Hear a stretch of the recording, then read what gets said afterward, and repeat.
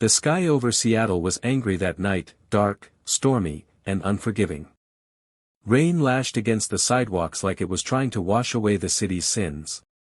Somewhere, behind towering marble gates, inside one of the most opulent estates in the state, Evelyn Lawrence, daughter of billionaire mogul Alexander Lawrence, sat alone in a room big enough to hold her loneliness. 18 years old. Rich beyond imagination. But aching with an emptiness that not even gold could fill. Ever since her mother died when she was 12, Evelyn had lived in a mansion that echoed with silence. Her father was either too busy building empires or too wounded to look her in the eye.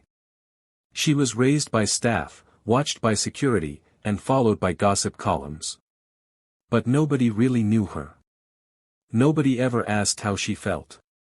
So one rainy Tuesday, Evelyn did something no one expected. She disappeared. She didn't run away out of rebellion. She just needed a moment. A breath of real life beyond iron fences and marble floors.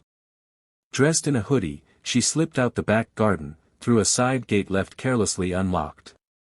She walked only 4 blocks before a van pulled up beside her. The door opened. And the world went black when she opened her eyes. She was tied to a chair in what looked like a dusty garage. It smelled of oil, rainwater, and something older, grief. Across from her sat a man. Late 30s. Battle-hardened eyes. A military jacket worn with time. He didn't scream.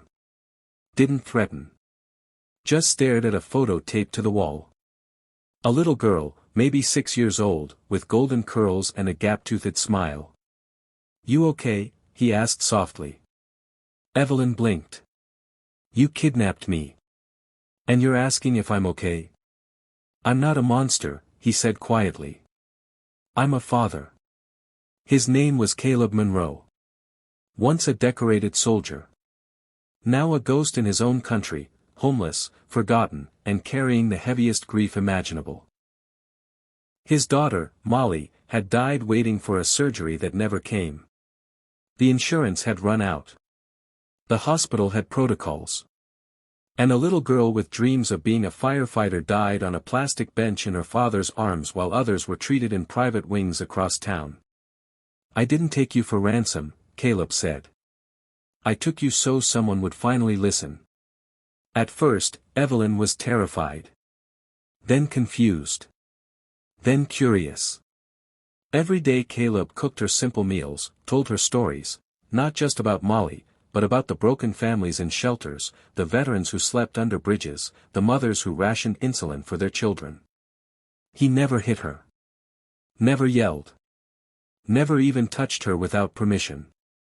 "Why me?" Evelyn asked one night, her voice softer now. "Because you were born into the life my daughter died praying for," he replied. She didn't cry right away. She just stared at him. And something shifted. On the 4th day, Evelyn sat down across from Caleb as he stirred canned soup over a portable stove. "You think I'm like my father," she said. "I think you don't know who you are yet." That night, she listened longer. Asked more questions. Not as a hostage, but as a human. She learned about Molly's favorite color, purple, her obsession with spaghetti, how she used to draw stars on the ceiling with glow-in-the-dark stickers. She learned how Caleb had tried to hold it together after the war, how the system failed him, how society turned its back when he needed it most. She wept quietly. Not just for Molly, but for all the things she never saw in her golden cage. On the 6th night, Evelyn made a decision. "Let me help," she whispered. Caleb looked at her like she'd gone mad. "You're my hostage. What help could you possibly give me?" "I'm a Lawrence," she said. "People listen to my name. Let's make them listen for the right reason." The next day, she convinced Caleb to let her call her father, not to demand money, but to speak her truth. A live stream was arranged. Evelyn appeared on camera, sitting next to Caleb, unchained and unharmed. Her face was bare. Her voice was steady. "Dad," she said, "I'm okay. But I'm not the same. I met a man who showed me the world we never talk about. A man who didn't hurt me, but woke me up. His daughter died because no one cared. You taught me to be afraid of the world, but I've learned more about kindness in this garage than I ever did behind our gates. Then she turned to Caleb and said, and you taught me how broken people can still build something beautiful. The world watched in stunned silence. There were no demands. No violence. Just a cry for justice. Caleb stepped into the frame and spoke.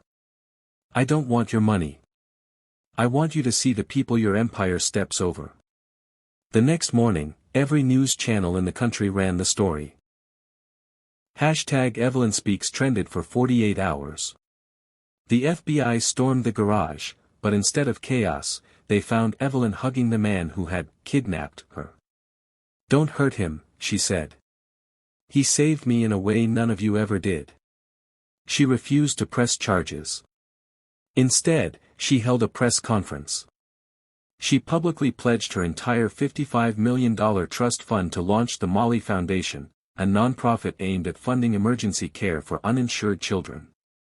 She said, if one little girl had to die for me to open my eyes, then I owe the rest of my life to making sure no child ever waits for care again. Caleb was arrested, but Evelyn campaigned for his pardon. She met with governors, petitioned Congress, and flooded social media with stories of real families, families like Caleb's. Within months, he was granted clemency. He didn't disappear. He joined Evelyn. Together, they toured the country. Schools, hospitals, community centers. Caleb spoke about war, grief, and healing. Evelyn spoke about awakening, purpose, and second chances. Their story became. 5 years later, a 20-story children's hospital stood in downtown Seattle. The Molly Children's Medical Center. Built from Evelyn's fortune. Inspired by a kidnapped girl. And a grieving father. Outside, on a brass plaque, engraved in bold. He kidnapped her, but she set them both free. Sometimes the people we fear most carry the stories we need to hear. Sometimes the greatest crimes aren't committed with violence, but with silence. And sometimes, a broken heart is the only compass that points us back to humanity.